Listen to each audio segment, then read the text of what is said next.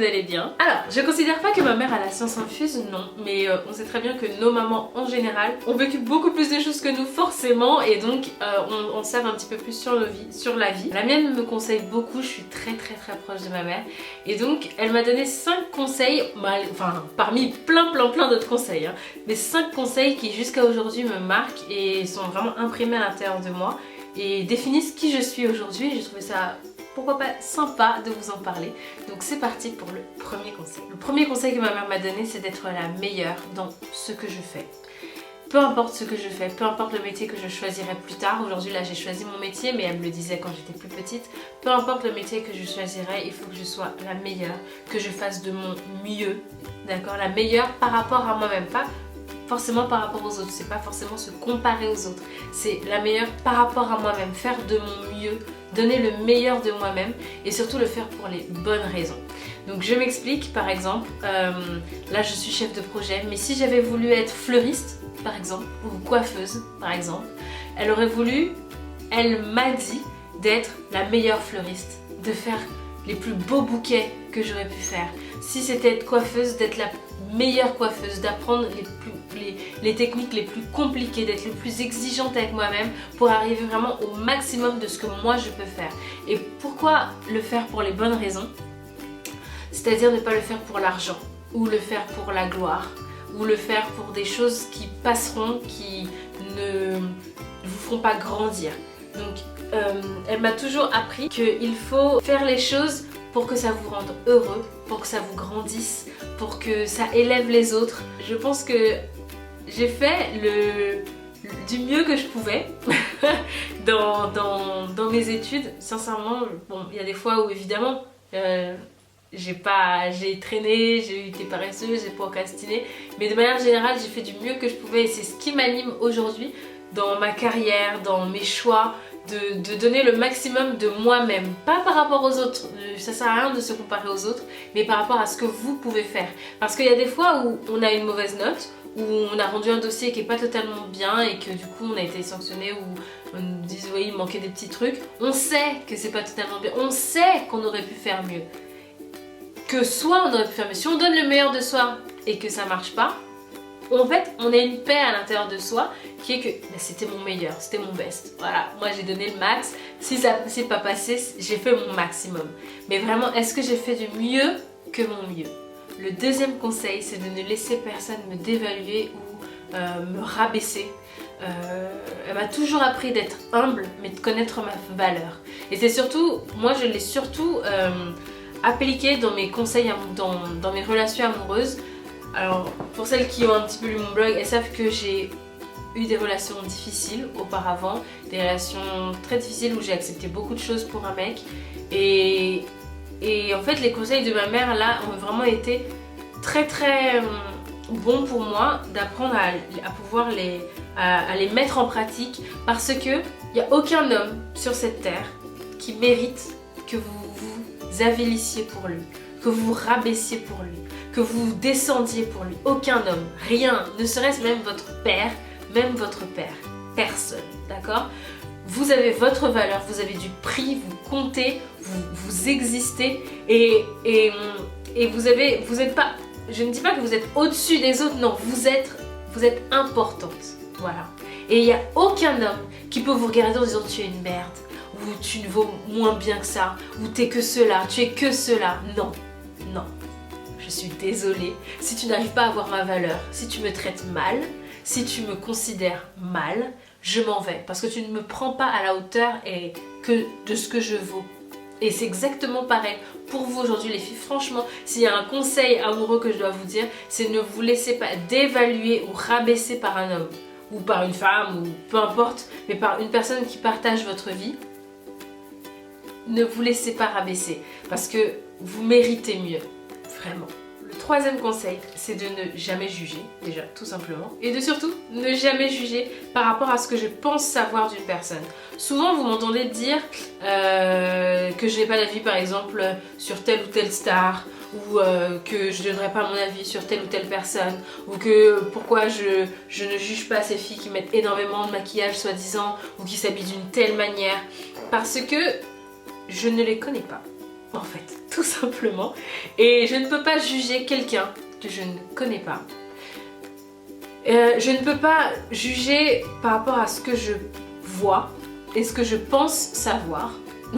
Je ne connais pas la vie des gens et c'est ce que vraiment ma mère m'a appris. Il y a des fois où on voit des comportements à l'extérieur, on voit des personnes agir, on se dit mais en fait c'est forcément, je sais pas, une pute ou c'est forcément un mec pas bien ou c'est forcément machin. Et on sait pas du tout qu'est-ce qu'il y a derrière, qu'est-ce qui peut expliquer ça. On connaît pas la vie de la personne, on connaît pas son histoire, on connaît pas ce qui peut expliquer ce comportement. Donc ça sert à rien de juger.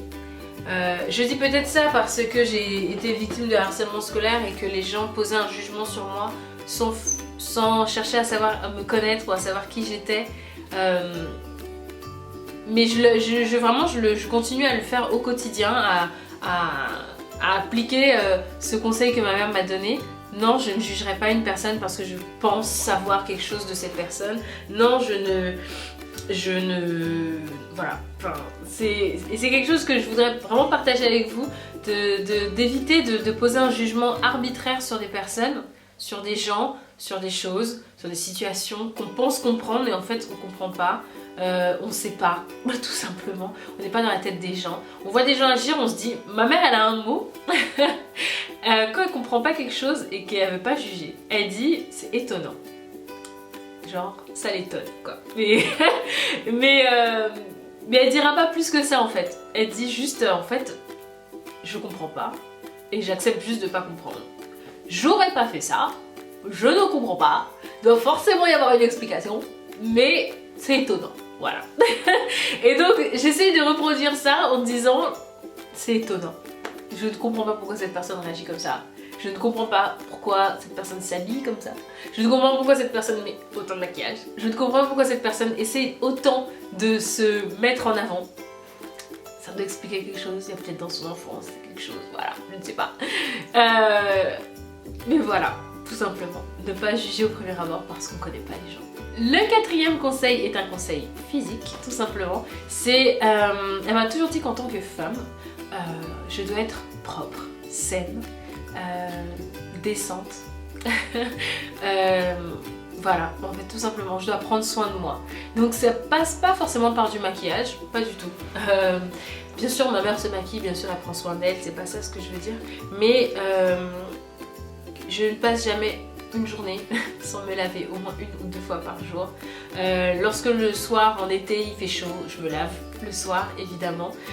Des petites choses comme ça où on prend soin de soi et on se rend compte qu'en fait lorsqu'on par exemple on a un chagrin d'amour ou alors on est malade, on a de moins en moins envie d'aller forcément se laver ou prendre soin de soi ou d'aérer la chambre, des choses comme ça. Et en tant que femme, il faut être assez exigeante vis-à-vis de soi. En tout cas, c'est ce qu'elle m'a appris et c'est ce que moi je reproduis. Peu importe dans quel état je suis, vous savez, même quand je suis bourrée ou quoi, je vais me démaquiller. C'est vraiment quelque chose qui est à l'intérieur de moi. On ne saute pas une douche, on ne passe pas une journée sans se laver, on se lave les dents tous les jours. Et voilà, et c'est très très important en tant que femme de prendre soin de soi, d'être exigeante vis-à-vis de soi, de maîtriser son apparence, mais en fait pour qu'elle soit saine et propre, et surtout que quand à l'extérieur on a bien pris soin de soi, c'est-à-dire qu'on est propre, on est saine, on est décente tout simplement, à l'intérieur ça tourne mieux. Lorsque vous voyez quand vous vous réveillez, que vous êtes comme un zombie et ensuite vous vous lavez et comment vous vous sentez fraîche et dispose, bah c'est pareil. Et tout va toujours mieux un peu après une douche. Elle est pas du tout chichiteuse, elle est peut-être moins chichiteuse que moi, elle a vraiment beaucoup moins de produits de beauté que moi dans sa salle de bain. Mais j'ai toujours, ma mère sent toujours bon, elle est toujours clean, elle est toujours, même quand elle est malade, même quand elle est fatiguée. Et je trouve que c'est super important et je pense que c'est peut-être aussi ce qui aide aussi dans son mariage, etc. d'être toujours nickel. Elle est toujours toute douce, elle a la peau toujours toute douce, toujours bien gommée, toujours bien truc. C'est trop mon modèle. Et enfin, vous êtes nombreuses à me demander souvent comment je fais pour être tout le temps de bonne humeur et tout ça. Et en fait, c'est quelque chose que ma mère m'a toujours, qui a imprimé en moi parce que ma mère est quelqu'un de très joyeux, de très lumineux comme personne. Et j'espère un jour être vraiment comme elle sur ce point-là. Donc son 5e conseil, enfin le 5e conseil qu'elle m'a donné, c'est de voir toujours le bon côté des choses, de toujours relativiser, d'accord. Je lisais beaucoup quand j'étais petite et ma mère m'a fait lire un livre quand j'étais toute jeune, je devais avoir 9 ans, ouais 9 ans, 10 ans, et c'était un livre de la Comtesse de Ségur et c'est Après la pluie vient le beau temps. Et en fait jusqu'à aujourd'hui ça me suit, notamment le titre en fait, surtout le titre. C'est-à-dire que quand il y a des moments de malheur dans la vie, il y a toujours du bonheur qui vient après, toujours.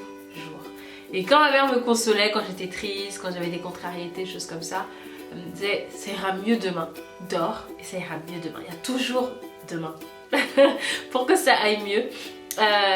Donc voilà, je pense que je relativise beaucoup de choses, je prends beaucoup de choses avec détachement. Aujourd'hui, parce que je grandis, mais vous croyez que je prends des choses avec détachement, vous n'avez pas vu ma mère, hein, parce que franchement, il y a des choses que moi je pète un câble littéralement et elle prend une distance vis-à-vis des choses. Pour moi c'est Gandhi carrément.